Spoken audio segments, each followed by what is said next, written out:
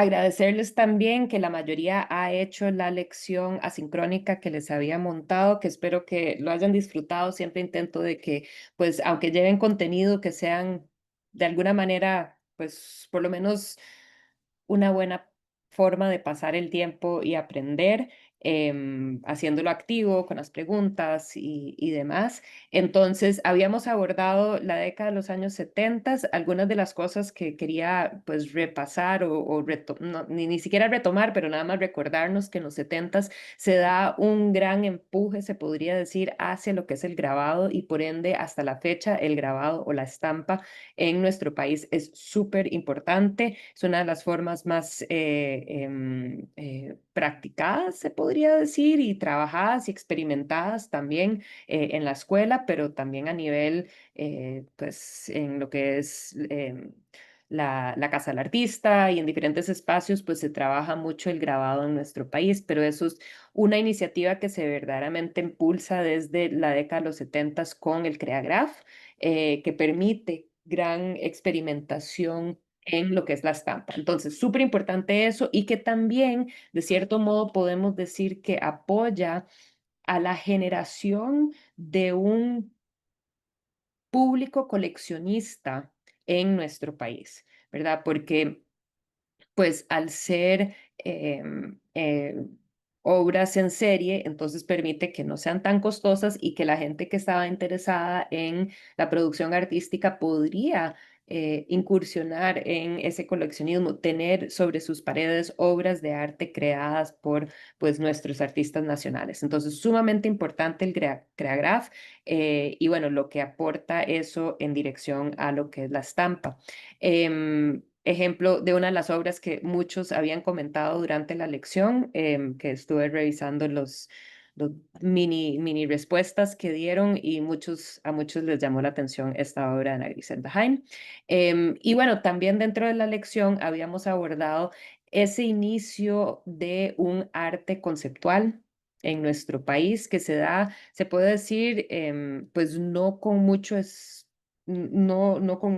no habían muchos artistas en la década de los 70 que estaban practicando con ese tipo de arte en donde es mucho, a ver, obviamente el objeto va a ser importante, como lo vemos acá, en este caso el banano emplumado, que podríamos decir que, bueno, tiene una cantidad de referencias hasta lo precolombino y en la actualidad nosotros como uno, creo que el primer país, república bananera de nuestra región. Entonces, haciendo un comentario sobre eso, pero que básicamente el objeto estimula la idea o el pensar en esa idea. Entonces, esa desmaterialización un poco de arte que se empieza a dar en ese periodo.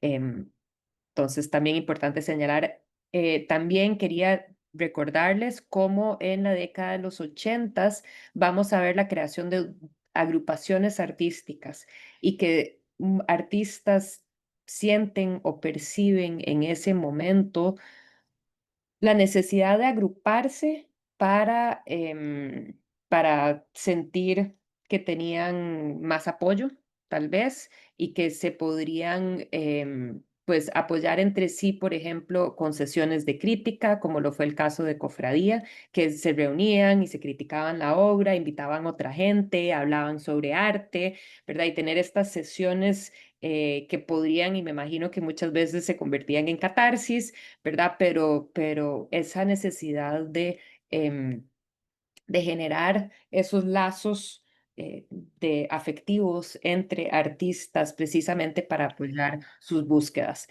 Tanto el caso del grupo Cofradía o con ejemplo de una obra de uno de los artistas, Rafa Fernández, quien es uno de los artistas, fue uno de los artistas más reconocidos y que hasta la fecha, pues su obra es bastante importante como lo fue Álvaro Durachi, todavía vivo, todavía exhibiendo, em, y el grupo Bocaracá, que también en el caso de Bocaracá, aquí lo que me importa más señalarles, traje algunos ejemplos para que pudiéramos ver nuevamente qué es lo que se está haciendo en los años 80, que vieron en la lección, pero súper importante entender que para ellos, y que les vuelvo a poner esta diapositiva para que puedan ver cómo ellos en conjunto gestionan espacios para exhibir. Entonces era como una estrategia de consolidar esfuerzos para tener esas oportunidades de exhibir tanto a nivel nacional como a nivel internacional. Y al tener ese músculo, se puede decir, especialmente en el contexto internacional, entonces lo que sucedía es que muchas veces viajaban estos artistas con la exposición, algunos, no todos, y allá lograban hacer contactos y entonces lograban internacionalizarse de una manera que tal vez no se había dado antes y que mucho es gracias a esta conformación de un grupo consolidado, fuerte, de artistas que están trabajando hacia un mismo fin, aunque estilísticamente, pues la obra de ellos es totalmente distinta entre ellos. Sí, se ha señalado en general como que tiene como un espíritu un poco más lúdico, entonces, bueno, colores muy vibrantes, algunos de ellos siguen trabajando con o hacia la abstracción o con la abstracción completa, ¿verdad? Entonces, ejemplos como Luis Chacón o Pedro Arrieta, em, experimentación o exploración de diferentes materiales, como lo es el caso de Roberto Lizano, una sensibilidad o estética un poco más pop, pero que a la vez podría ser crítica de la sociedad en su momento. Creo que esta es la que les había incluido en la lección. La abstracción o no figuración va a cobrar vida nuevamente porque en la década de los 70 como que el arte no figurativo quedó como a un lado, pero en la década de los 80 y 90 vamos a ver un auge en el arte no figurativo y con grandes dimensiones también. Entonces, ojo, pues esta obra mide 3,5 metros de ancho. Es una obra que le pertenece al Museo de Arte y Diseño Contemporáneo y para sacarla es dificilísimo. Ahí lo tienen de una manera porque la copia desafortunadamente está en el sótano y es súper complicado sacar esta obra, por ejemplo, por esas dimensiones, pero cómo pues va a haber ese interés en ese tipo de arte. Esta era una que les había enseñado, pero que también de la mano con lo de Roberto Lizano están recuperando diferentes materiales de la ciudad, utilizando, por ejemplo, cabuya también, en este caso Paulina Ortiz, que tiene mucho que ver también con ese trabajo manual de textil que suele ser muy practicado por las mujeres a través de la historia y que en este caso ya está comentando sobre eso, pero a la vez también sobre pues nuestro medio ambiente. Y bueno, eso era un poco el repaso que les quería hacer. Antes de yo seguir adelante, me encantaría escucharles a ver qué eran cosas que que se les ocurrió durante la lección, cosas que pensaron, preguntas que tal vez podrían haber tenido, tanto que de la lección, pero también podría ser de los videos que les compartí para que vieran la semana pasada. Entonces, no sé si alguien quisiera comentar algo que les haya venido a la mente sobre em, lo que han visto, para no ser yo la que tanto habla también, para tomarme un poquito de té.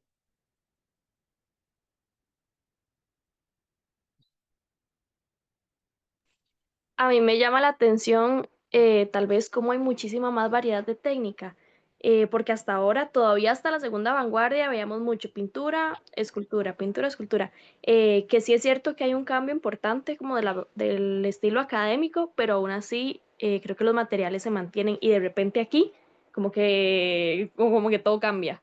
Incluso dentro de la escultura, como este que vimos de Paulina Ortiz, que son ramas, yo creo que eso era algo imposible de ver hace unos 50 años, o sea, unos 50 años antes de ella. Ah, sí, o sea, aún 20 años antes de ella, creo que definitivamente, o sea, en los años 60 no se hubiera visto eso, aunque vimos, como dijiste, mayor exploración o experimentación en términos de lo que se estaba pintando. Se sigue usando los mismos materiales y aunque tal vez empezamos a ver un poco de exploración en los 60 con, por ejemplo, un Felo García o aún una Zulay Soto que van a integrar como chatarra. ¿verdad? Entonces esos eran como los primeros acercamientos a usar otros materiales, pero definitivamente va a haber como una explosión en términos de que puede ser considerado arte, em, que bueno, que ya para la década de los noventas se lleva a otro nivel, que es lo que vamos a estar abordando hoy. Así que gracias, Yara, por comentar eso, de cómo esas técnicas se amplían y materiales se amplían. ¿Algo más que les haya parecido importante? Tal vez algo que no conocían antes y que les pareció pues interesante pensarlo.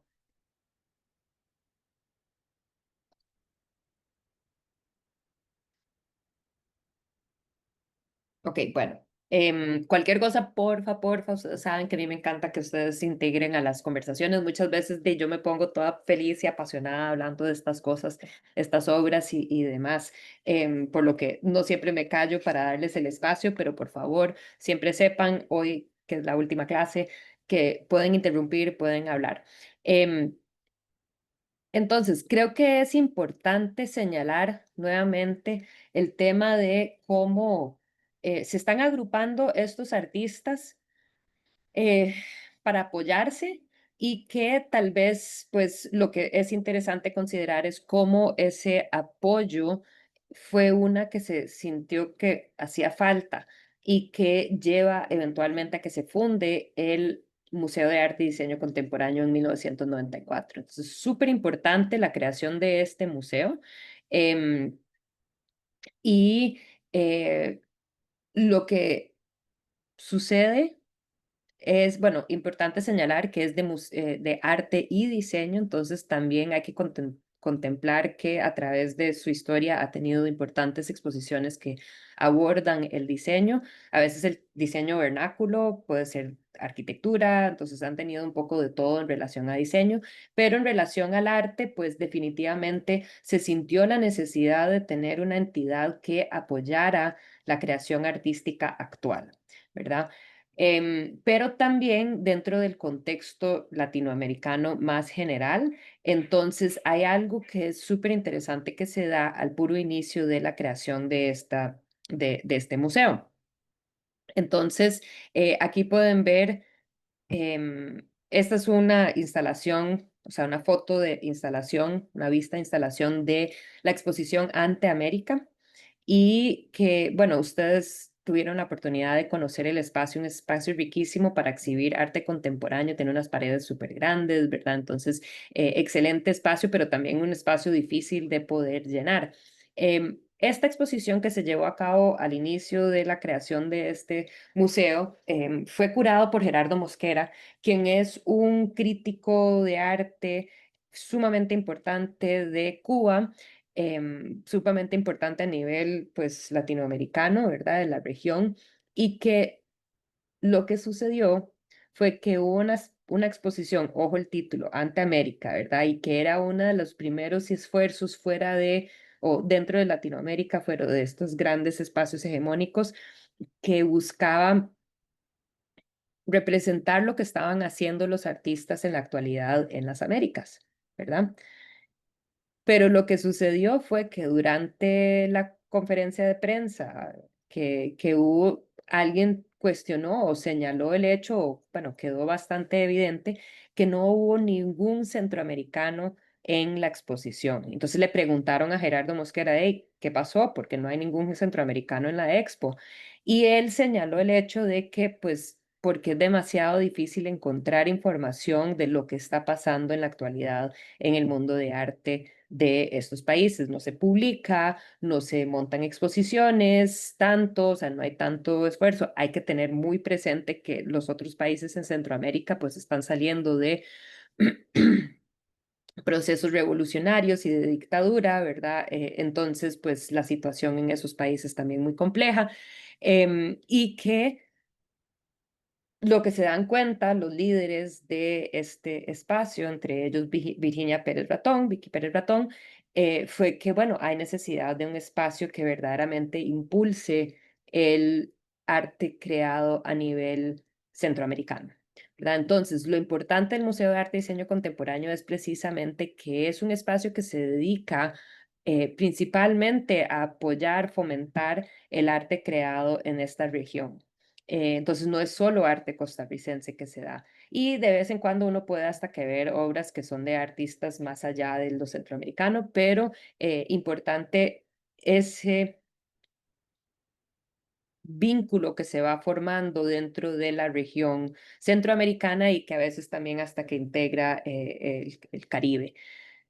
Antes de seguir adelante aquí, bueno, esta es una exposición curada por Vicky Pérez Ratón, mesótica, fue sumamente importante también al año siguiente después de abrir, que era para abordar el arte no figurativo que se estaba presentando. Interesante que en la exposición no hubo arte costarricense, pero sí hubo toda una sala dedicada a lo no figurativo a nivel, o sea, solo a nivel nacional. Entonces, no sé por qué no se integraron o por qué esa decisión curatorial de no integrar lo tico dentro de esta exposición más amplia. Y eventualmente, y después de mucha, mucha investigación, se da lo que se llamó Mesótica 2, que fue una exposición dedicada específicamente al arte centroamericano. Entonces, bueno, sumamente importante. Vamos a ver algunos de estos artistas o obras que estaban aquí presentadas. Pero también aquí me detengo un instante para preguntarles a ustedes qué les pareció la experiencia, cómo les fue en el museo, qué pensaron. Asumo que la mayoría conoce ese espacio, conocía ya el espacio del Museo de Arte Arte y Diseño Contemporáneo, ya conocía en el museo, pero ¿qué les pareció la visita? Que no nos dio chance de hablar sobre la visita que tuvieron, que sostuvieron cuando fueron al museo. ¿Algunas ideas?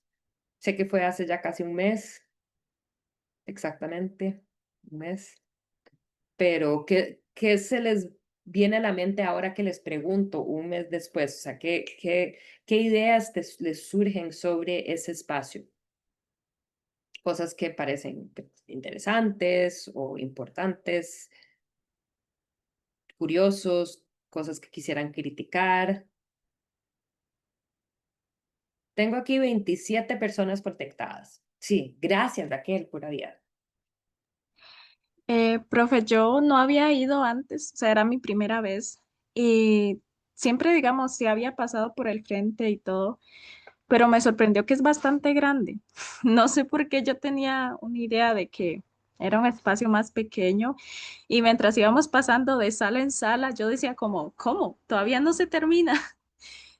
También otra cosa que a mí me parece como bastante eh, curiosa es el hecho de que algunas obras sean interactivas, o sea, de que uno pueda compartir con la obra, de que uno pueda integrarse a la obra y de que pueda ser parte activa de como una continua creación de la obra del artista, porque yo me acuerdo que había una, no me acuerdo ahorita el nombre, pero había una en particular que, que había como una pregunta y habían papelitos y entonces uno podía venir y responder la pregunta que incitaba la obra. Entonces, a partir de esos papelitos, también estos se iban integrando a la obra, ¿verdad? Y también otra cosa que a mí me gusta es el hecho de las instalaciones, porque es algo como, como que quizás con las obras, ¿verdad? De hace bastante tiempo, de hace más de 50 años o así, uno no lo ve y llega esta cuestión de las instalaciones como algo bastante novedoso, algo con lo que uno puede como sentirse dentro de, sentirse como en ese espacio, como que está ahí. Yo me acuerdo que una vez yo había ido al museo que estaba en la sabana y había una obra que se llamaba como Vestiditos, algo así, en donde era como la cocina tradicional tica Ujú. con, con Ese todos fue los, esa exposición. Creo que era un ajá, salón. sí, era, y todos los electrodomésticos así tenían vestiditos y mi mamá les hace vestiditos a los, a los, a la, a la, qué sé yo, a las ollas, a las licuadoras, y a mí me recordaba mucho mi casa. Entonces son esas cosas que también le recuerdan a uno y le hacen como sentirse, como que uno pertenece un poco a ese espacio, entonces como eso. No, creo que súper importante eso que señalas, Raquel, y que va de la mano con lo que mencionó anteriormente Yara sobre diferentes técnicas, diferentes géneros, básicamente artísticos que se dan y que ahora me gustaría, voy a abordar un par de ellos, pero la instalación sumamente importante y que el espacio del Museo de Arte y Diseño Contemporáneo además es como idóneo para montar instalaciones, ya que es tan grande que puedes tener pues toda una diversidad de experiencias que se puedan crear en ese espacio, que también el espacio, al ser industrial, no tiene tanta cosa que compita. O sea, es muy, pues, no totalmente caja blanca, porque no es totalmente caja blanca, ¿verdad? Pero sí como que muy, no molesta el espacio, digamos, para poder apreciar y entrar dentro de esas experiencias. El otro del Museo de Arte Costarricense también a mí me encantó y que definitivamente lo que estamos viendo es que estamos en un periodo donde diferentes tipos de creación se pueden considerar arte. Em, Súper, gracias. Y sí, es muy grande. Yara. Profe, a mí, bueno, yo sí he ido varias veces a este museo, siempre me ha gustado mucho, siempre tienen exposiciones muy chivas, pero esta vez en específico, como que me hizo reflexionar mucho sobre el significado de museo, porque dije, el museo siempre había sido, igual, siempre había tenido como arte académico, escultura, pintura, entonces cuando nos abrimos a meter otro tipo de técnicas, digo yo, como que tambalea un poco la idea de museo tradicional. Entonces yo decía, ¿qué es lo que sí lo vuelve un museo? Es por el acomodo del espacio, como que estuve un rato analizando eso, dije, ¿por qué seguimos como viendo esto como un museo? ¿Es el acomodo del espacio? ¿Es porque las cosas tienen cédula? ¿Qué es realmente? ¿O es como un performance en el que nada más todos fingimos que esto sigue siendo un museo, aunque haya cosas interactivas, instalaciones y otras cosas distintas? Uy. Entonces creo que puedo pensar en eso. Sí, me hizo pensar en eso, en cuáles son realmente las funciones del museo y cuáles son esos límites que no se deben romper, o sea, como después de qué, haciendo qué, dejaría entonces de ser un museo. Como que le di varias vueltas a eso. Listo, con eso hago propaganda para el semestre entrante, curso de museología que doy, que es uno de mis cursos preferidos, la par de esta de arte costarricense. Entonces, es optativo, es requisito para los de historia del arte, pero optativo para todos los demás. Em, entonces, o por lo menos de la escuela, creo que el repertorio no se abre la sigla, pero para que lo consideres, Yara, creo que ahí está rara va a ser martes en las tardes, entonces nada más para que lo tome en cuenta, porque precisamente abordamos pues la definición de museo y qué es un museo y bueno, así que gracias por traer eso a la mesa y que definitivamente pues, ¿qué haces? Si querés seguir siendo un museo, ese espacio, digamos, relativamente oficial, con o ante artistas que están haciendo cosas muy como había mencionado anteriormente Raquel, interactivas, ¿verdad? O que ocupan el espacio, cosas muy distintas. Entonces, súper, Yara, gracias. Sí, profe, Em, gracias. Yo creo que nos vamos a ver en ese curso de museos, Sí, porque creo que, ojo, para todos los que están interesados en ese curso, lo digo ahora por si acaso se me olvida después, que hubo una situación con matrícula, entonces puede ser que al inicio salga con otro horario, pero van a hacer lo que tengan que hacer para cambiarlo y el horario va a ser martes de 1 a 4:50. Así que todos los que quieran, un curso muy chido.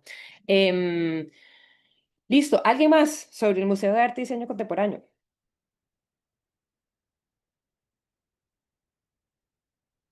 Ok. Ay, se me fueron, ya no los veo. Ah, sí, no, ya era la mano desde antes, ¿verdad? Ya era. ¿O querías decir algo más? sí, sí. ¿No? No, ya la voy a bajar. Ok, listo. Entonces,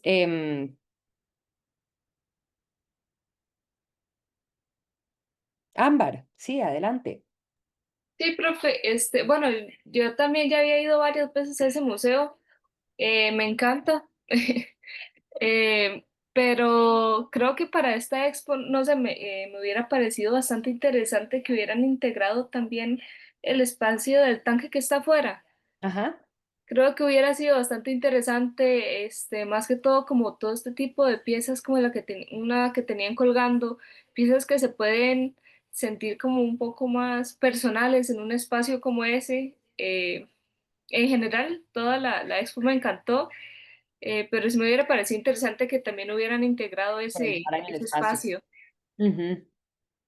Sí, no sé exactamente, porque a veces sí, a veces no usan el tanque. Puede ser que lo estén guardando para hacer otra cosa también. O sea, no estoy segura exactamente, pero sí, ese es un espacio muy chiva. Entonces, de seguro, ¿verdad? Entonces, como para poder exhibir cosas.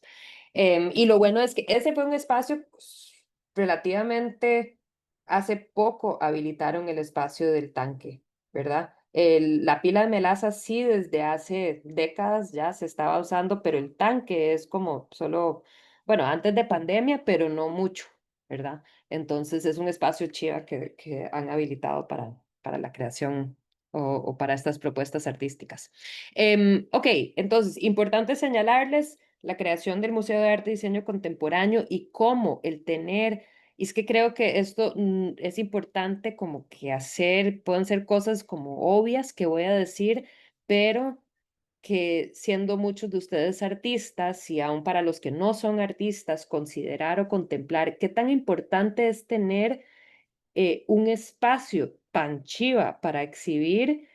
em, y que uno pueda considerar o tener como meta el poder exhibir en ese espacio, ¿verdad? O sea, imagínense no tener ese espacio y qué significa el no tener ese espacio, o sea, que no hay espacio grande, oficial, auspiciado por el Estado que se dedica precisamente al apoyo, al fomento del arte contemporáneo, es que todo ese tipo de apoyo a la creación artística es sumamente importante.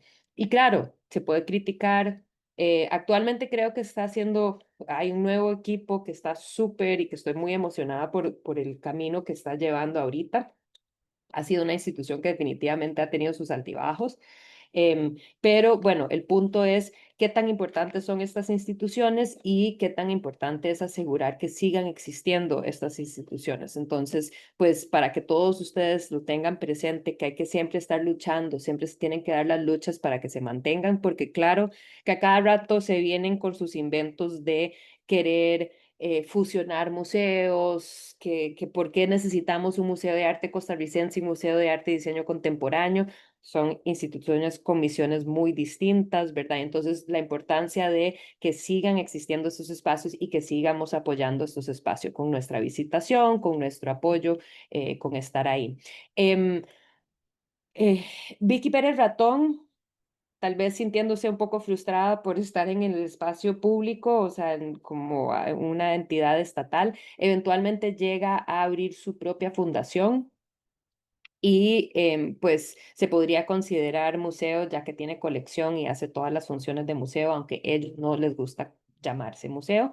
Entonces se abre Teorética, que sigue funcionando hasta la actualidad como otro espacio sumamente importante para la creación artística contemporánea. Entonces, bueno, nada más quería comentar sobre estos dos importantes espacios antes de seguir adelante. El Teorética tiene una biblioteca, tiene un archivo, tiene una colección, tiene dos espacios expositivos sumamente importantes y actualmente se hace mucho proyecto tipo residencia. Si no conocen, tienen un montón de cursos también, talleres chivísimas. Entonces, si no se han como conectado con Teorética, altamente recomendado que lo hagan, porque a cada rato tienen oportunidades muy chivas. Entonces, nada más para que sepan que ese es otro espacio sumamente importante para el arte contemporáneo.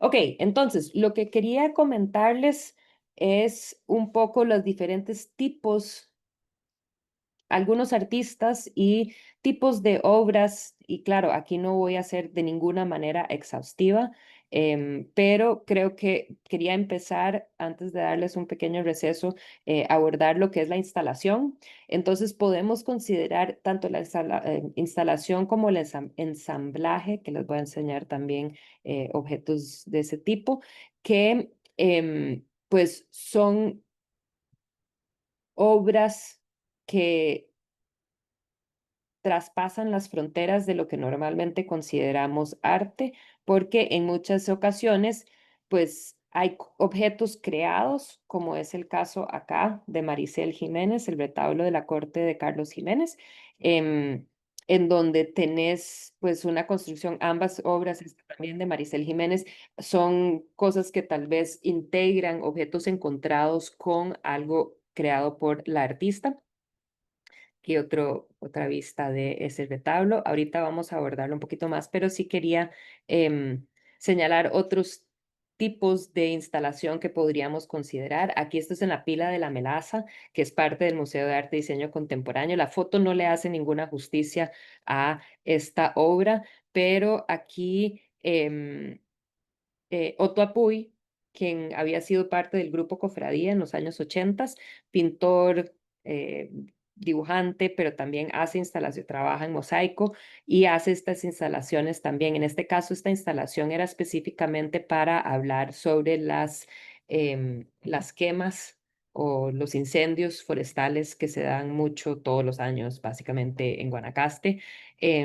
Y pues esa destrucción que se da, esa destrucción del hábitat de estos animalitos que mueren y que muchas veces pues es debido a gente o con malicia o también descuido, ¿verdad? Entonces, ¿cómo se puede crear una instalación a partir de objetos básicamente encontrados con el fin de generar conciencia o hacer un punto y por ende, pues podemos considerar este tipo de arte un tipo de arte conceptual? Em, o el caso de Rafael Otón Solís, que también podríamos considerar tanto la obra anterior como esta como un tipo de land art o un tipo de arte creado a partir de elementos de la naturaleza y que también a la vez podríamos hablar de ellos como instalaciones. Entonces les había puesto un video de una de estas instalaciones de Rafael Otón Solís relativamente reciente que estuvo en la Plaza de la Cultura, ahí a la par del Teatro Nacional, encima de los museos del Banco Central. Pero bueno, aquí creo que con esta obra queda también evidente cómo los artistas están trabajando con diversos materiales que hasta que podría mucha gente decir, pero bueno, ¿eso por qué es arte? Si son apenas un puño de piedras que agarró el artista y se los trajo al museo y ya los exhibió. Pero como si vieron el video y si no han visto el video, pues todavía estará ahí para que lo puedan ver, cómo podemos ver y cómo los artistas están reflexionando sobre temas medio ambiente, temas o sea, de la era antropocena o la era nuestra, de cómo nosotros los seres humanos echamos a perder todo, cómo podemos ver dentro de esto también en el caso de Otón Solís, que se ve muy inspirado en la cultura, en las culturas precolombinas. Entonces hace referencia a, pues, los espacios cacicales que estaban ahí en la zona de la delta del Liquís y pues Finca 6, uno de los sitios considerados patrimonio de la humanidad en la actualidad. La perfección de la esfera. Por ejemplo, entonces están los artistas contemplando estas cosas, pero manifestándolas de formas distintas. Tal vez en el pasado con la escultura vimos en la primera generación, la primera vanguardia, cómo los artistas están volviendo a la piedra volcánica local para hacer esa relación, pero siempre haciendo escultura, tallando, ¿verdad? Y que aquí ya vemos pues un acercamiento a un espíritu ancestral integrado a la obra, pero en una obra que pues es una instalación, ¿verdad? Em, Este es el video que les había compartido. No voy a compartir el video ahora porque, bueno, la esperanza es que ya habían visto esto para no tomar mucho tiempo y no cansarles. O unas que son objetos, se puede considerar esto como una pequeña instalación o como un ensamblaje. Muchas veces este tipo de obra, pues si me saca una sonrisa, es lo que siento yo que implica que hubo éxito o no. En el caso de Pedro Arrieta, pues hay muchas que rápido y a partir del título también, y que eso es importante, tomar en cuenta cómo para muchos de los artistas de este periodo a nivel pues, regional, la palabra o el texto puede cobrar importancia también dentro de las obras. Entonces, aquí fútbol con dengue, ¿verdad? Y lo que hizo básicamente fue que, pues, agarra esta caja, hace esta caja, le echa tierra, le pone la bola que está toda desinflada y que echa bastante humedad dentro de ese espacio y a través de los días va creciendo la mala hierba, ¿verdad? Entonces también eso no es que estuvo ahí así, es un proceso, un poco lo que mencionaba anteriormente Raquel, em, sobre qué tan interesante es ver obras que requieren de la participación del público. En este caso, pues son obras que requieren de tiempo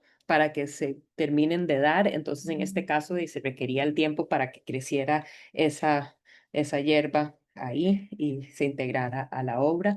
O la siguiente obra que, pues, em, aquí los ticos, que son la mayoría. ¿A cuántos les sacó una sonrisa, por lo menos, la obra? Quiero quitar aquí, voy a ver. Ninguno.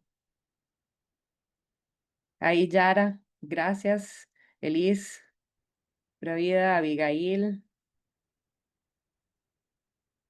Brenda, John. Profe, yo siendo de Cartago, esta pieza la sentí muy íntima. ¿Verdad que sí? Y por el gane, bueno, obviamente por los años que han pasado y además toda esta tradición futbolera.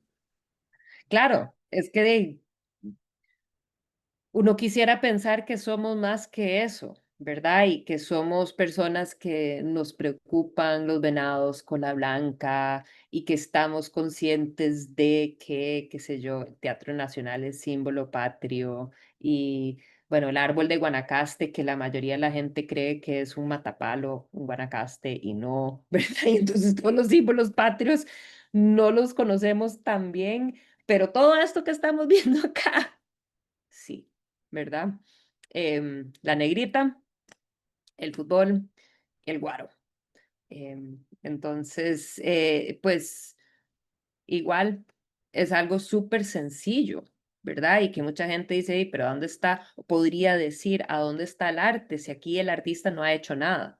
Y literalmente aquí el artista no ha hecho nada, más allá de, o sea, no ha creado nada, no ha creado, no hizo esa bola, no hizo esa escultura con la negrita, esa réplica de la negrita, obviamente no hizo la botella de cacique, ¿verdad? Es simplemente un juntar objetos, podríamos decir objetos encontrados, ¿verdad? Para precisamente y a partir, además del título, darle todo un significado bastante profundo a la obra, porque ¿qué es lo que está haciendo? Y criticando nuestra sociedad. ¿Cuál sería la crítica acá? O sea, sí, claro, en primera instancia decimos, sí, es que nosotros todos estamos, lo que más nos interesa es el fútbol, la religión, tomamos mucho guaro, pero aquí, ¿cuál podría ser la crítica? Si seguimos viendo y contemplando en su conjunto estos tres, o sea, ¿por qué solo estas tres cosas están en esta vitrina? ¿Qué podría estar diciendo el artista con estas tres objetos, con estos tres objetos dentro de un espacio cerrado? ¿Qué se les viene a la mente? O sea, es muy subjetivo, cada quien tendrá sus lecturas. A mí también me hace pensar como en los ejes de control y pensar que estos son los que controlan Costa Rica. ¿ok? Entonces, de qué manera ves vos que cada uno de esos controla? O sea, en una oración para cada uno de los temas. Ajá, sí, pues ideológicamente en general todos, digamos, como la religión, el fútbol, sabiendo que el fútbol mueve mucho dinero también y el alcohol también es como económicamente y viendo que el Museo de Arte y Diseño Contemporáneo también forma parte de una historia de la cerveza de Costa Rica, ¿verdad? Entonces va un poco ligado a la ideología. Sí, es loquísimo y justo eso que gracias Daniela por traerlo nuevamente, el hecho de que el museo se liga a esa historia, cómo es súper interesante que nuestro primer edificio grande industrial que tiene nuestro país es precisamente la licorera, o sea, el lugar que hace licores, la Fábrica Nacional de Licores, es la primera industria grande que tenemos a nivel estatal, que además, o sea, nuestro estado es el que hace el guaro. ¿Qué tan loco es eso también? Pero que pues en el momento, y asumo que Anto les habrá comentado cuando fueron a visitar, era precisamente porque había toda esta gente que estaba haciendo alcohol clandestino y que entonces la idea era poder pues controlar eso un poquito más y aprovecharlo y claro, mucho dinero tras de eso. Em, y sí, nos vemos. A ver, ¿alguien más que quisiera agregar un comentario sobre cómo eh, cómo son ejes de poder estos tres o alguna otra idea que se les viene a la mente? Sí, John. Profe, tal vez como para retomar lo que dijo la compañera, viene siendo mucho también como lo más importante del país, por así decirlo. La religión, el fútbol y la fiesta. Entonces, por ejemplo, usted puede preguntarle a cualquier señor sobre fútbol y le va a sacar estadísticas, te va a sacar información, te va a sacar un montón de cosas que vos no sabías, pero preguntarle política, problemas ambientales o problemas de género o lo que está pasando en el país, noticias actuales, y además del amarillismo, que es como asesinatos, no encuentran nada más, como que el interés es lo único y como que la ignorancia del país ante situaciones problemáticas. Totalmente. Súper preocupante eso, ¿verdad? Que todos saben cuándo es el partido y que por dónde vamos y que en qué lugar quedamos de la copa, ¿verdad? Pero más allá de eso. ¿Algo más? ¿Alguna otra lectura adicional? Em, Nadie más. Aquí creo que hay cosas que, por ejemplo, yo percibo, especialmente cuando conjugo dos objetos en una misma idea, digamos, cómo sabemos estadísticamente que cuando hay partidos de fútbol se toma más guaro, o sea, se toma más alcohol, hay más fiesta, ¿verdad? Pero que eso, lo que estadísticamente se sabe es que la violencia doméstica aumenta cuando hay partidos y lo que me hace pensar también, por ende, es cómo también venimos de una cultura en donde uno puede pecar, uno puede tomar un montón, hacer cosas terribles, ¿verdad? Como pegarle a la esposa o los niños o violar a una persona o lo que sea, y después ir a la iglesia y pedir perdón, ¿verdad?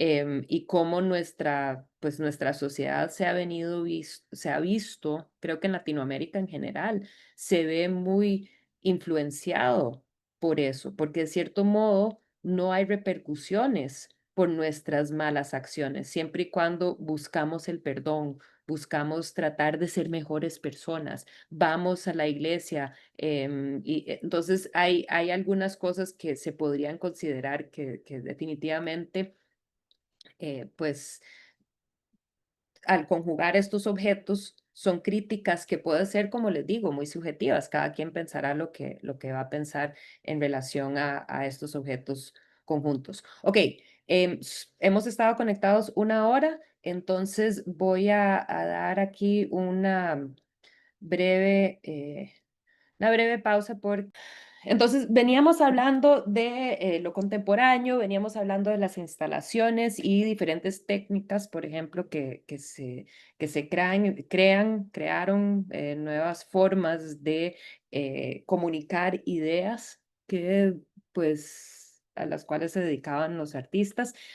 Les traigo también un par de ejemplos de lo que se está haciendo a nivel de, o lo que se estaba haciendo a nivel de pintura en las primeras finales del siglo XX, inicios del siglo XXI, porque hay que tener presente que, a ver, el término o el término de arte contemporáneo, pues básicamente implica que es todo lo que se está produciendo en la actualidad, ¿verdad?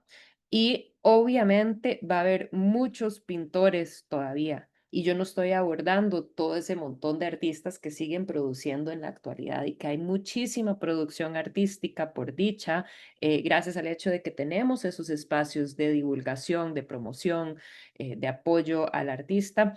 Claro, siempre podrían haber más, pero por lo menos existen. Hay que mencionar que somos el único país en Centroamérica que tiene un museo de arte y diseño contemporáneo. Entonces, bueno, Panamá también tiene un museo de arte contemporáneo, pero a nivel de lo que se consideraba antes, por lo menos Centroamérica, somos los únicos y sigue siendo este museo súper importante, así como Teorética, súper importante para esa creación artística. Em, Les traigo dos ejemplos de pintores que están creando pintura, pero dentro de lo contemporáneo muchas veces pues concebimos el componente conceptual y muchas veces político como parte de lo que define un arte en pues la actualidad. Muchas veces eso es lo que busca un público actual, que sea un arte que no sea solo bonito y estético, sino que también que lleve un mensaje de fondo contundente, ¿verdad? Importante.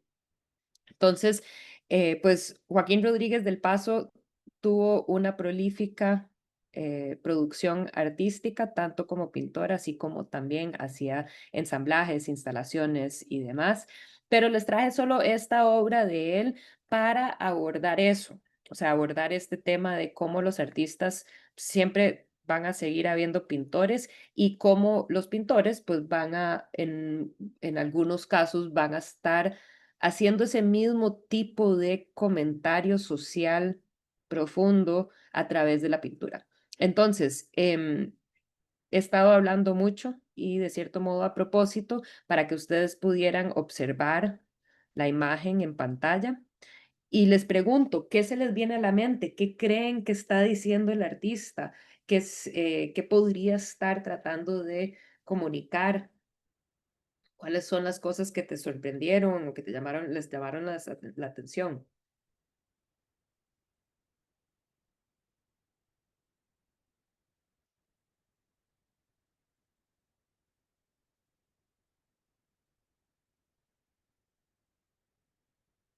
Gracias, Paola. Adelante. Bueno, a primera vista, lo que se me viene a la mente son como los turistas y la gentrificación, pero no sé hasta qué punto se daría, porque siento que es un tema que actualmente se está tomando mucho en cuenta, pero no es algo nuevo, es algo que ha pasado siempre. Y es como esta imagen que se le vende a los turistas de Costa Rica, de las playas y como tomar y las fiestas y así. Y también viendo como al hombre como con las dos mujeres abrazadas, que es algo que pasa mucho acá en Costa Rica, que vienen a buscar mujeres. Entonces, más que todo, siento que es como una crítica al turismo que se promociona y también cómo se utiliza la población costarricense para el fruto turístico, digamos. Súper. Creo que definitivamente, creo que eso que dijiste es además de imagen de lo que se vende del país. Ojo que literalmente es una imagen dentro del cuadro. O sea, por un instante y uno lo ve al puro inicio y uno siente, sí, claro, están en la playa ahí echados tomando Corona y los shots de tequila, ¿verdad? Con sal y limón, y entonces uno siente vibra playa, pero se da cuenta que es meramente una imagen, ¿verdad? No necesariamente se encuentran ellos en la playa. Entonces, sí, abordamos ese componente y después la crítica. Específica de aquello que está sucediendo acá. Me acuerdo que seguro ninguno de ustedes habrán visto eso, pero hubo un tiempo en que uno llegaba al aeropuerto o iba a ciertos lugares turísticos del país y había como un rótulo grande que decía em, que era prohibido eh, el sexo con menores de edad en Costa Rica o algo así. Entonces era como toda una campaña precisamente porque se había convertido en un gran problema, pero que sigue siendo así en muchas playas de nuestro país, bueno, playas y en la ciudad también. Yo veo esta imagen y se me ocurre Hotel del Rey en San José Centro, ¿verdad? Que son estos lugares donde es para el turista y un turista bien, ¿verdad? Porque uno podría imaginar que hay otros lugares donde se lleva a cabo la prostitución, que tal vez es más como un consumo local, pero que sí, definitivamente se vende y sabemos que llegan a nuestro país muchos turistas con ese fin. ¿Alguna otro componente? Sí, Paola.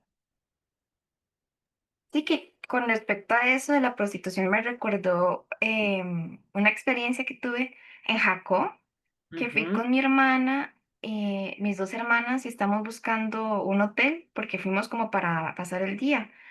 Y entramos a un hotel y el muchacho de la entrada, cuando vio que éramos solo mujeres, nos dijo, muchachas, yo que usted buscó otro hotel porque suelen venir muchas mujeres a trabajar. Y una de mis hermanas dijo como, ah, sí, está bien. Y yo, "Ey, no, o sea, no se refiere como a trabajo X, sino a O sea, no el prostitución. trabajo virtual, la Ajá, y yo, computadora. no, no se refiere a eso. Y entonces nos tuvimos que ir y justamente era como una torre de apartamentos pequeña y al frente un tipo casino.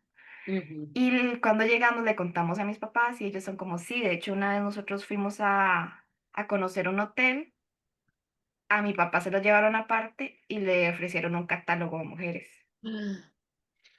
Y mi mamá se quedó asustada porque es algo completamente nuevo de lo que uno no sabe, digamos. Entonces, Sí, sí es como sí, eso que el lado que uno no ve del turismo, digamos. exacto. Y es heavy, o sea, es súper fuerte. ¿Algo más? ¿Alguien más? ¿Algo más que hayan notado del cuadro que les llame la atención? Profe, yo pensaría tal vez en el personaje que está como a la derecha, que nos está viendo directamente, como de, Ujú, ustedes también están viendo esto. ujú. Sí, sí. Y ojo que, o sea, tal vez es súper evidente, pero ojo que los que están sirviendo y las muchachas, todos son de una tez más oscura, ¿verdad? Y como que ese señor nos está mirando como de reojo, tanto de que el escándalo un poco de eso, pero también de protéjase o como que me estoy protegiendo. Hay como una sensación extraña ahí entre la manera en que nos está mirando. Los señores de atrás también, como ellos están ahí parados nada más sosteniendo esta imagen de lo idílico y paradisiaco que puede ser nuestro país. Siempre también me ha llamado la atención que está como distorsionado en relación a cómo lo están sosteniendo, ¿verdad? Que uno lo está sosteniendo como más recto, pero este otro está como más pandeado y que entonces como imagínense el resultado de eso, ¿verdad? Entonces, pues nada, la idea es como este es un ejemplo de muchos que se podrían considerar que son pinturas, o sea, esas técnicas tradicionales, pero utilizadas con un fin parecido, ¿verdad? Otro artista, pintor, que está haciendo algo con pintura también, pero bastante diferente, pero también con un fin tal vez un poco, pues con un, el de la derecha está viéndonos como acostumbrado, como aburrido de lo mismo. Ah, ok, bueno, ahí Nao nos está diciendo que sí, que bueno, sí, aburrido de lo mismo y tal vez, digo, Lo que sí podemos decir es que él no necesariamente está feliz. Entonces puede que esté aburrido, puede ser que sí. em, pero bueno, son los personajes que se integran a esta, a esta situación que enfrentamos definitivamente en Costa Rica. Federico Herrero, un artista muy reconocido a nivel internacional, más bien ha tenido una excelente carrera pues en Europa, es uno de los artistas que se vende hasta la fecha bastante en subastas, de las grandes subastas. Entonces es una de esas figuras muy conocidas, pero que desde su principio la intención de él era, de cierto modo, recuperar los espacios públicos a través de un arte, pero un arte que también reflejara quiénes somos nosotros, a partir de colores vibrantes, colores que podríamos decir que son como tropicales, ¿verdad? Entonces, esta es una foto que se ve ese espacio decadente, un espacio, en este caso es la Bienal de Venecia, y muchos de esos espacios están como un poco feas cuando uno ingresa, pero él ha hecho este tipo de cosas en muchas ciudades, incluyendo la nuestra, que es donde empezó, ¿verdad? En donde la idea era recuperar esos espacios públicos que se sienten abandonados y que dan una mala vibra, digamos, a los lugares, integrando pues una propuesta plástica que suele tener bastantes colores. De ahí ha tenido pues toda una trayectoria, se venden muchos cuadros de él, de un tipo de pintura. Él es por lo general no figurativo, ¿verdad? Entonces es un arte totalmente abstracto y pues no les había incluido este breve video, pero es un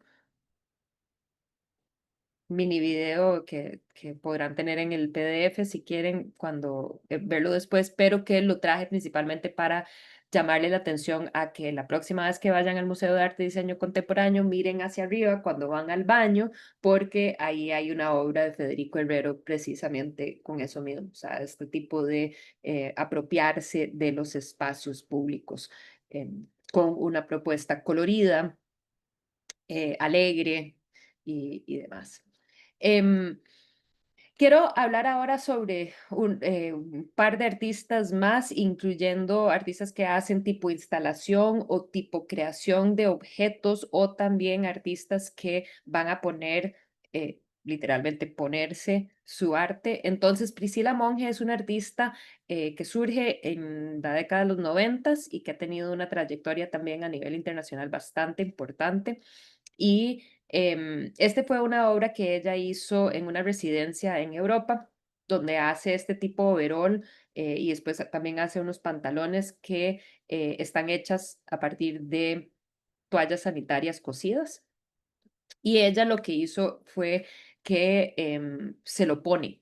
Entonces aquí puede ver uno de esos pantalones que ella crea cuando está menstruando y sale a la calle, este San José, pues ya nosotros ya no vemos esos, los cubículos esos con los teléfonos públicos, pero antes se veía. Entonces ella sí está circulando, digamos, caminando y llevando su vida normal, digamos, en la ciudad, pero con este pantalón en donde se le nota esa menstruación y pues todo eso es para hacer un comentario sobre lo tabú que es una cuestión biológica que se da siempre en nuestras vidas de mujeres y que sin embargo es un tema que no se habla y que se esconde y que las mujeres tenemos, eso lo tenemos que tener callado, ¿verdad? Entonces, pues hace toda una serie de trabajos o obras a partir de toallas sanitarias. En este caso, esta es la bola de fútbol que para mí por lo menos me remite mucho a esa violencia, ¿verdad? Que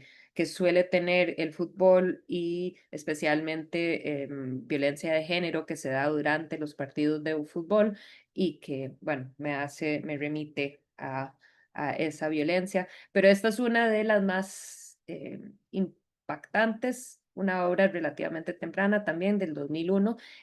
Fue el mismo año en que Vicky Pérez Rastón Vicky Pérez Ratón, curadora, había curado una exposición bastante bien recibida de arte centroamericano, y entonces ahí es donde va Priscila Monge, va Federico Herrero, que les acabo de enseñar la imagen de la obra de él en Venecia. La Bienal de Venecia siendo bueno, la bienal más antigua desde finales del siglo XIX, y sigue siendo la más importante a nivel mundial. Y entonces esta se llama habitación de aislamiento, y lo que es literalmente como un cubículo dentro del cual uno puede ingresar, y está completamente forrado por toallas sanitarias, tiene un solo bombillo, es todo blanco, y pues obviamente hace referencia como a esas habitaciones de aislamiento que tienen para las personas con ciertos pues lo que se llamaría la locura, ¿verdad? Y que entonces los encerraban en estas habitaciones. Esto es un poco la experiencia que tiene uno estando ahí adentro, y además cuando uno está adentro hay como sonidos de susurros, como que están hablando de uno estando allá adentro con este único bombillo, ¿verdad? Entonces es una experiencia bastante intensa, porque dice, cierra la puerta y uno está ahí adentro en ese espacio, que además por el mismo material, se pueden imaginar cómo absorbe el sonido, ¿verdad? Y cómo también contiene la sensación de estar adentro de este espacio como que forrado. Entonces, nuevamente haciendo referencia a todo este mismo tema de la menstruación, de las mujeres y de todo ese tabú. Esta es otra de ellas, se llama Pensum, y básicamente pues nos remite a esos castigos de, creo que alguien había traído esto en una de sus obras. No, no, no, era en otra clase.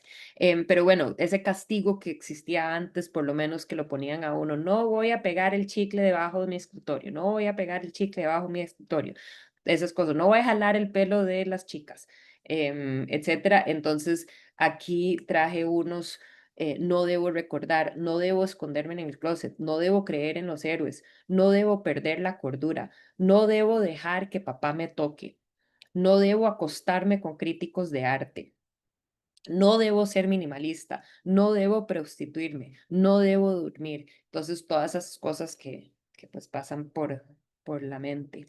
Esta es una que antes estaba siempre instalada y recientemente, bueno, la quitaron. Había estado por mucho tiempo en el Museo de Arte Costarricense. Y que básicamente, bueno, se podrán dar una idea de las dimensiones. Es como literalmente una mini cancha de fútbol. A mí me encantaba porque antes, cuando llevaba a mis hijos al museo, entonces jugaban ahí, les encantaba.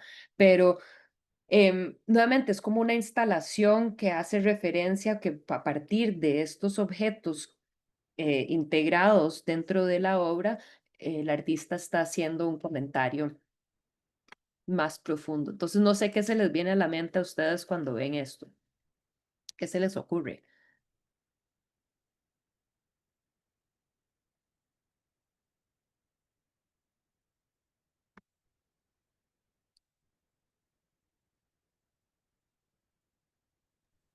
Yo, primero que no se puede jugar, pero tal vez en este momento no logro hacerle una lectura más profunda. Esperaba que el título diera alguna pista, pero veo que no tiene título. ¿No tiene? Ujú. A mí me hace pensar en las dificultades que tiene un jugador de tercer mundo como Costa Rica a los de primer mundo, ¿verdad? Que tienen, y todos los atletas en general, que y tienen súper canchas, ¿verdad? Y súper entrenadores.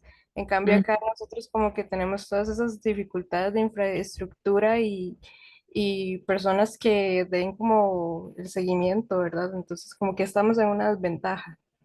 Ok, entonces posiblemente esa desventaja que presenta y que lo está haciendo, lo está diciendo a través del fútbol, pero creo que es una metáfora que sirve para hablar de todo lo demás, y que creo que esa es una lectura que nunca le había hecho específicamente a la obra. Por eso me encanta preguntarles a ustedes qué ven y qué sienten y qué consideran de eso, de claro, de las dificultades que tenemos nosotros en el tercer mundo, porque no tenemos esos privilegios que suelen tener otros países. John, tenías la mano levantada.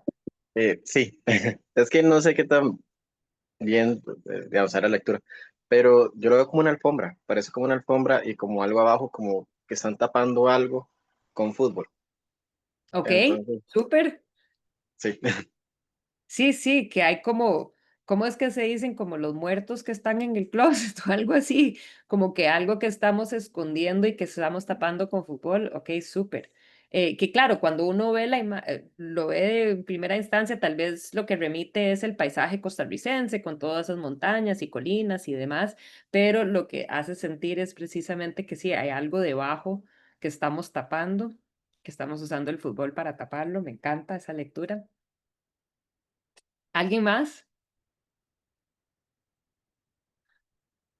Profe, A yo mí, diría sí, sí, también, adelante. ajá, yo diría también como lo que ya usted estaba comentando sobre la violencia doméstica. Digamos que cuando hay un partido crecen como estos casos como de violencia en casas y demás. Ujú. Y a mí siempre que veo, se me viene a la mente el tema de que todos tienen la misma situación. Entonces, un poco lo que decía anteriormente Daniela las desventajas del tercer mundo, a veces también lo que siento yo es que es como las desventajas de algunos o las ventajas que tienen otros sobre uno, que unos están como más elevados, otros están más bajos y que además correr, em, esta cancha, además que se hace imposible, pues presenta como ventajas para unos sobre otros. Entonces no lo había pensado necesariamente como primer mundo, tercer mundo, pero sí entre los mismos jugadores de un equipo, por ejemplo, y las situaciones distintas que se pueden presentar.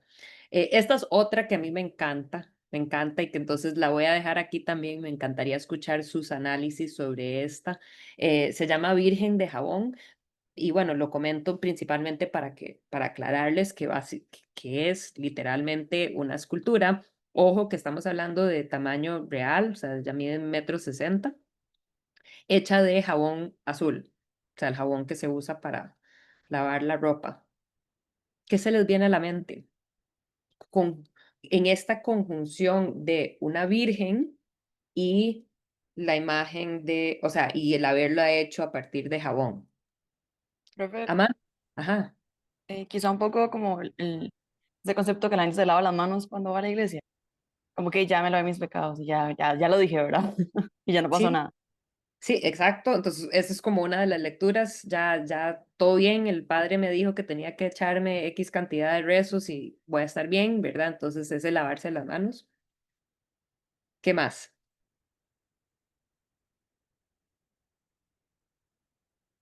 A mí también me recuerda como todo este pasado colonial, ¿verdad? De cómo lavaron la identidad indígena con la identidad cristiano-católica.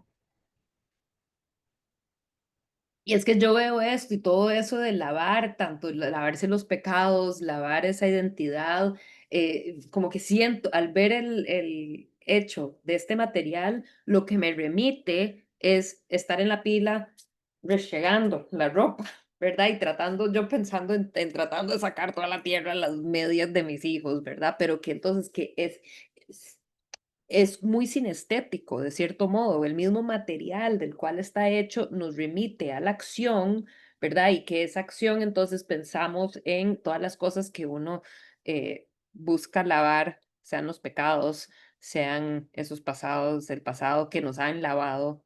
Em, a mí, Nao dice, a mí me recuerda a mi abuela como una señora ama de casa que pasa limpiando y hace una virgencita con jabón. Mi abuela full le hubiera rezado. A mí también me recuerda cuando a uno, y yo creo que ya no hacen eso, pero y creo que a mí nunca me lo hicieron, tal vez me lo debieron haber hecho, pero que le lavaban la boca a los chiquitos que hablaban cuando decían malas palabras y entonces le lavaban la boca con jabón para que sufrieran y para que, pues, la intención de no seguir hablando o diciendo malas palabras. Pero sí, creo que, bueno, lo podríamos seguir analizando y sacando como lecturas de la misma obra, porque que nuevamente es qué pasa cuando junto dos cosas diferentes dentro de un objeto y cómo eso puede generar ideas, ¿verdad? Em, Este es uno de los videos que les había compartido, que es Decime cuándo sonreír, que básicamente pues hay una lectura bastante feminista ante la pieza, que pues a uno, y tal vez cada vez menos, pero a uno siempre le decían, bueno, calladita más bonita, siempre tiene que estar sonriente, tiene siempre que tiene, o sea, las mujeres. Entonces, un poco ese mensaje. Pero Lucía Madrid, otra artista que ha tenido bastante reconocimiento a nivel internacional, así como nacionalmente, quería compartir con ustedes esta, que es una instalación hecha a partir de arroz y frijoles. Money talks, el dinero habla. ¿Qué se les viene a la mente cuando ven nuevamente como que esta conjunción del título, de lo que está ahí redactado y el material?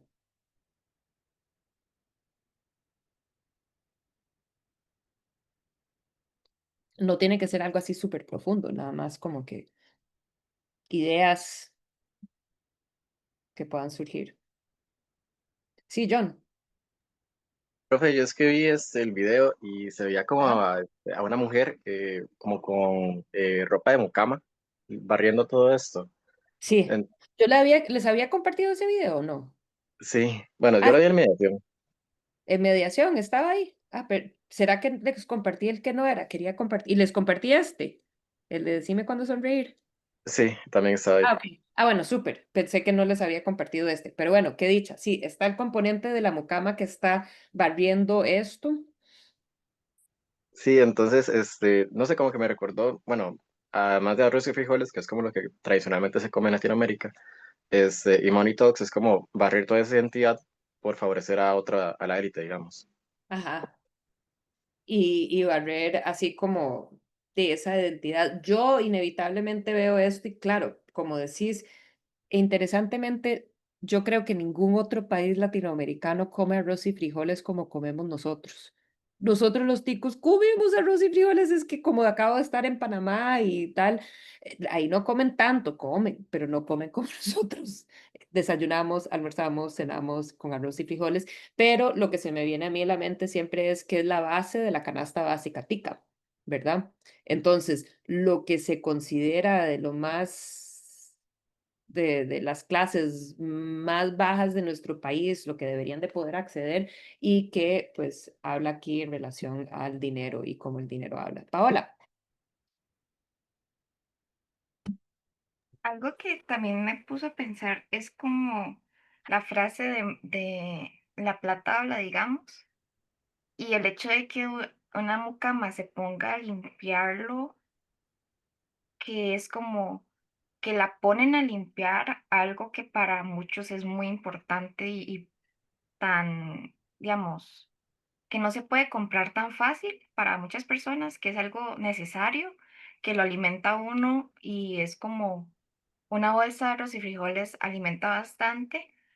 Y el Ujú, hecho de que le pongan a una mucama a limpiarlo es como que desde lo más alto, digamos, económicamente, la gente no lo ve tan primordial o tan importante y lo ven como basura, digamos. ujú.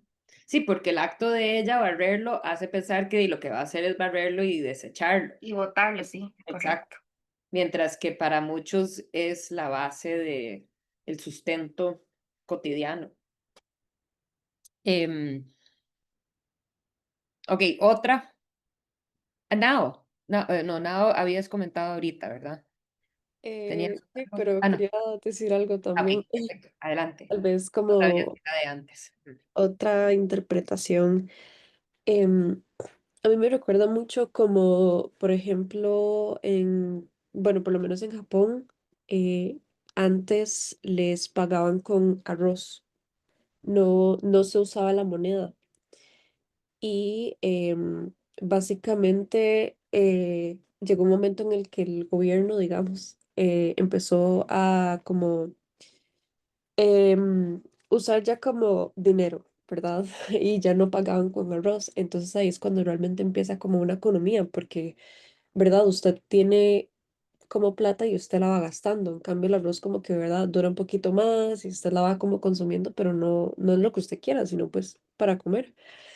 Y siento que me recuerda un poco esto porque en Japón al final la plata habló, ¿verdad? Y terminó ganando la plata sobre el arroz y nunca más se volvió a usar el arroz como como método de pago, digamos.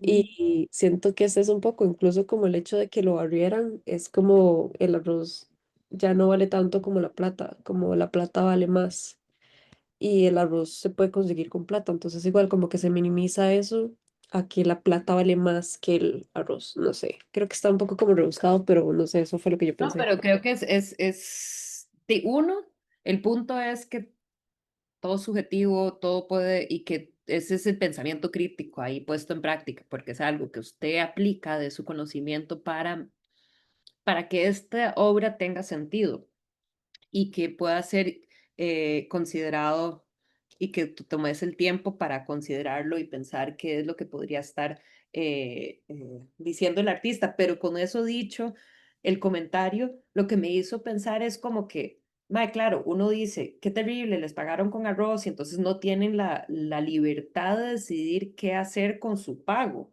Pero por otro lado, es justo lo que decís que, digamos, de cierto modo, vence el capitalismo. O sea, gana el capitalismo, porque a fin de cuentas, ¿cuáles son nuestras necesidades? Si nuestras necesidades básicas están suplidas, pues deberíamos de estar bien, ¿verdad? Entonces uno se pregunta, claro, uno prefiere que le paguen con dinero para que yo pueda decir en qué voy a gastar, pero también es un pasar a otro modelo económico em, que tal vez no sea el mejor modelo económico que existe. Sí, sí, sí, justo. Súper complicado. Em, Esta es otra, no voy a decir nada, la voy a dejar para que ustedes la contemplen y me comenten qué se les viene a la mente.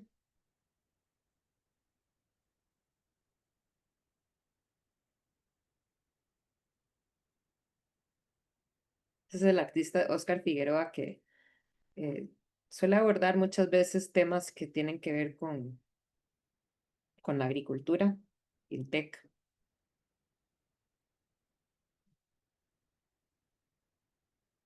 ¿Qué se les vino a la mente? ¿Qué notaron? ¿Qué creen que es el mensaje aquí?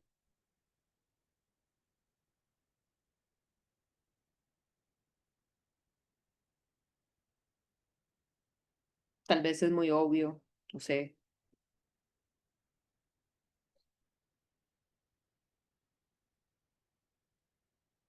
Profe, podría ser como cambió la importancia del café por la tecnología, por medios Ujú. económicos. Sí, o sea, creo que como primera instancia sería eso, como que el cambio del modelo económico de nuestro país y cuál es uno de los sus principales,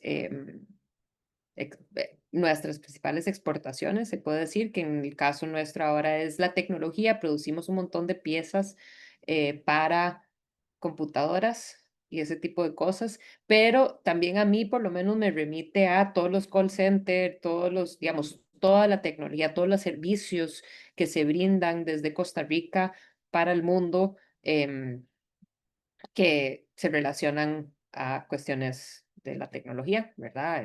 Las computadoras y todo lo que se pueda con eso.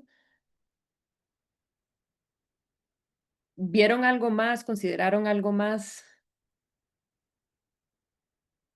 Sí, Ámbar.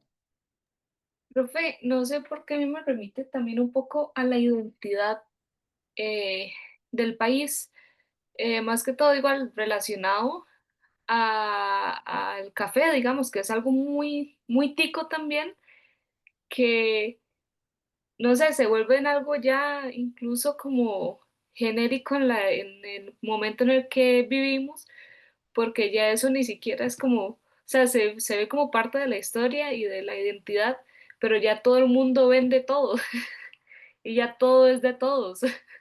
Entonces, tal vez no necesariamente directamente con el café, digamos que es la historia más presente acá en Costa Rica, sino como también de esta parte tecnológica, donde todos ofrecemos exactamente lo mismo.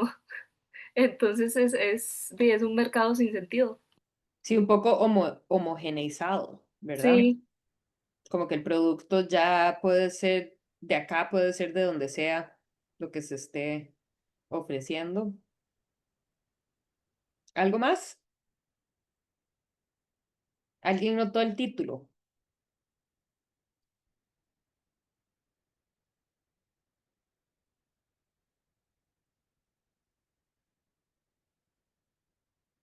No sé si el título, conociendo ya, viendo, considerando el título Cogida, si les remite a algo, alguna otra lectura que se podría hacer.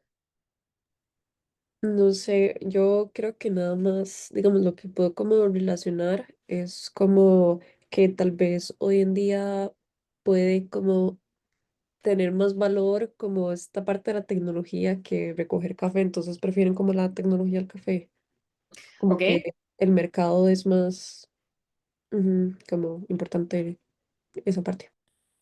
Por ahora definitivamente es favorable, se podría decir, el trabajo con la tecnología que, o sea, lo complicado que es em, la producción agrícola. Sin embargo, por todos los temas de cambio climático y demás, se han dado cuenta o se están dando cuenta que cada vez más va a ser más difícil producir café a nivel mundial y que entonces el café en las siguientes décadas cada vez va a ser más caro y entonces vamos a ver qué pasa con el café en nuestro país porque seguimos produciendo nosotros café y va a ser cada vez más y todo el mundo es adicto al café porque uno no importa dónde vaya en el mundo hay café y todo el mundo está adicto al café y pues va a ser ese tema específicamente va a ser bastante interesante. Pero a lo que me remite a mí también el título de cogida, pues obviamente es la cogida del café, ¿verdad? Pero hace referencia a que hemos sido cogidos, digamos, o que se han aprovechado de nosotros y que creo que ahí también está el hecho de que, por ejemplo, uno sabe que todos esos call centers, todos esos lugares de servicio al cliente que han abierto en Costa Rica, pues pagan mucho menos acá que tienen que pagar en Estados Unidos y sin embargo, por ejemplo, dando el ejemplo de Estados o de Europa o lo que sea, y sin embargo, pues Costa Rica ha tenido siempre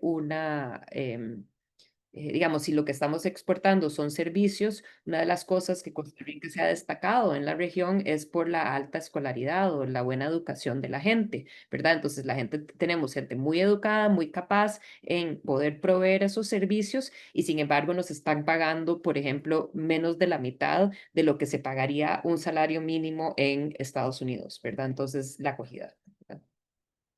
Em, Esta es otra, creo que esta la compartí con ustedes, ¿verdad? De costarricense limpiando casas de inmigrantes. Oscar Figueroa tiene bastantes obras pues también hacen comentarios sobre migración y demás. Hay uno sobre la migración china que vino a Costa Rica, pero voy a seguir adelante porque ya les prometí que nos íbamos a las 10:20 para abordar, creo que el último artista que quería mencionar todavía está produciendo Habacuc, perdón que aquí no tengo no, sí está ahí el título debajo. Esta obra que se hizo sumamente, como que fue viral en su momento y básicamente, bueno, les comento un poco sobre esta obra. Normalmente les dejaría hablar más, pero quiero dejarles ir porque se los prometí. Y aquí lo que sucedió fue que Habacuc, quien es el artista acá, mano dice superior izquierdo, tuvo una exposición en una galería y tiene ahí un perro, o sea, en una de las exposiciones tiene un perro, pero fue en dos galerías que hizo acciones parecidas y básicamente la acción principal que había enojado a todo el mundo fue que Habacuc yo diría que rescata, pero un perro callejero y básicamente todos los días estaba este perro y lo que hacía era que publicaba en redes sociales unas imágenes del perro, pero las publicó en orden, o sea, al revés. Entonces, básicamente él rescata a este perro y le va alimentando y va documentando cómo va mejorando el perrito, pero publica las imágenes al revés y básicamente da a entender que más bien estaba torturando este animal porque no le estaba dando de comer. Entonces, las primeras fotos que publica es cuando el perrito ya está mucho mejor, pero va publicando al revés, ¿verdad? Y entonces se desata a nivel internacional, global, un escándalo. Me acuerdo que cuando la primera vez que lo había trabajado, yo seguía viviendo en Estados Unidos y hasta que entré en el programa de doctorado de Historia del Arte se hablaba y todo el mundo hablaba y escandalizado que cómo se le ocurre y cuáles son los límites de los artistas y qué se les puede permitir a los artistas, que el maltrato a los animales y tal y cómo eso puede ser considerado arte y pues básicamente el comentario que podríamos leer de toda esta acción es uno, una crítica ante cómo todo el mundo cree todo que sale en las redes, todo lo que está publicado y que sin hacer ninguna investigación más profunda ya se convirtió en una cuestión viral donde todo el mundo estaba escandalizado. Eso por un lado. Y por otro lado, también la hipocresía de la gente, porque este era un perro callejero que estaba muriéndose en la calle y que a nadie le importó nunca, y en el momento que ya un artista lo agarra y lo mete en una galería, ahí sí le empezó a importar a la gente, ¿verdad? Entonces, ¿cómo a través de este tipo de acciones podemos hacer estos comentarios sociales? Y una última que les quería enseñar, yo les había puesto en mediación virtual, que es uno que a mí me encanta, que aborda todo el tema de la nula, casi nula control que tenemos sobre los agroquímicos, el uso de agroquímicos en nuestro país. Pero este es otro que hasta la fecha, pues no puse aquí que es de Habacuc porque no está 100% confirmado y Habacuc no me lo ha dicho y aunque es amigo, como que no me quiere decir así como que sí, sí, sí, pero básicamente sabemos que esta fue una acción en que básicamente un día amaneció la fuente de la hispanidad de rojo, ¿verdad? Y pues este es un sitio de mucha importancia para nuestra ciudad, principalmente, o sea, principalmente es la gente de San José que congrega acá en diferentes momentos álgidos o momentos de celebración y de alegría. La gente como que se congrega en este punto y sin embargo, pues, ¿qué creen ustedes que es la razón del por qué lo tiñó el agua de rojo? ¿Qué podría estar comentando? Profe, yo lo veo como la sangre de la gente que muere día ¿Ok? a día. ¿Ok? Puede ser la Como, sangre de la gente, y bueno, hoy en día ujú, peor que nunca, ¿verdad? sí, como delincuencia, sicarios, o sea, todas las Sí. muertes que hay día a día, ya sea accidentes o lo que sea, hay muchas muertes por meses o por un fin de semana, ya hay un montón de muertes y el hecho de se hiciera así como de la nada, mucha gente va a decir que es vandalismo, pero es parte de la misma crítica. Ujú, exacto. Sí, claro, se escandalizó la gente de la IA, ¿verdad? Porque creo que eso pertenece a la IA y era así como que ahora qué hacemos, ¿verdad? Pero, pero sí, hay una crítica ante, creo que sí, está interesante eso de la cantidad de homicidios y hoy en día creo que cada vez es, bueno, sabemos que cada vez es peor. ¿Algo más que se les ocurra?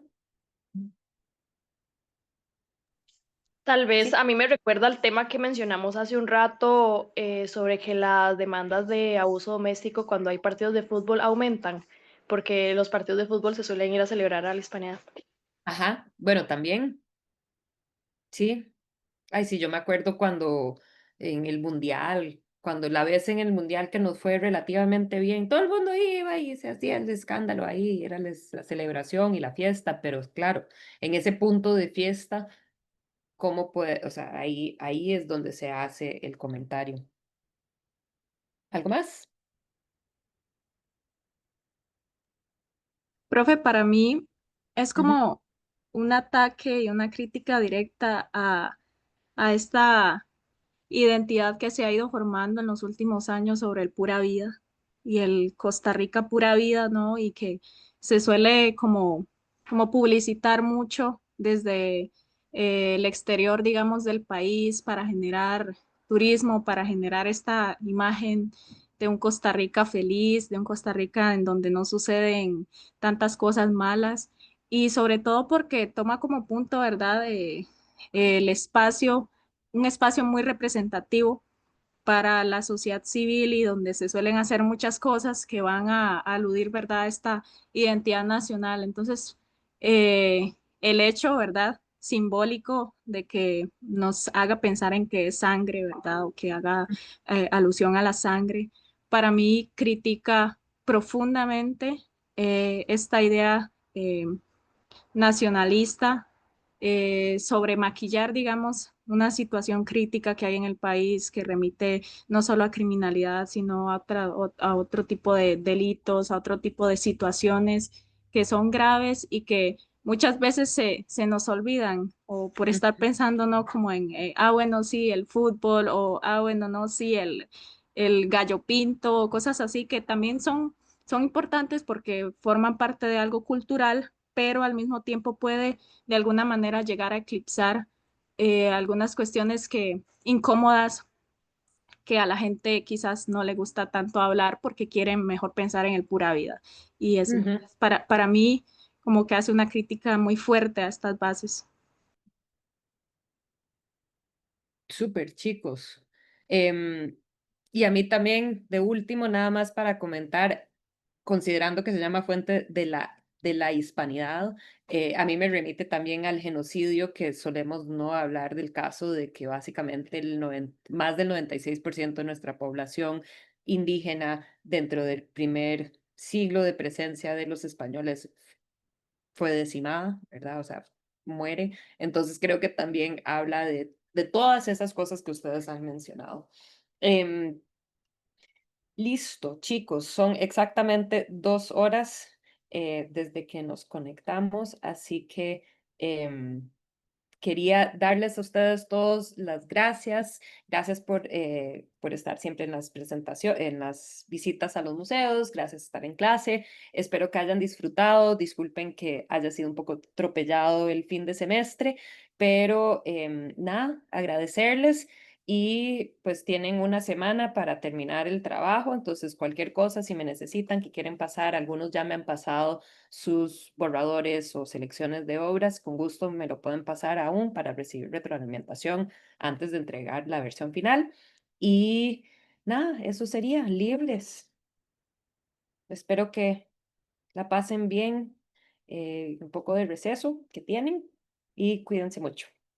Muchas gracias, Muchísimas profe. gracias, profe. Yo de Gracias. verdad Hasta he luego. disfrutado demasiado el curso. Ay, Gracias. qué dicha, Gracias, profe. qué dicha, qué dicha. Cuídense mucho. Sí, Ámbar, Profe, vieras que yo tengo una pregunta sobre el trabajo final. claro, No sé con si gusto. me podría ayudar, no sé si me podría dar un poco de luz. Sí, sí, ya. Este, Déjame vieras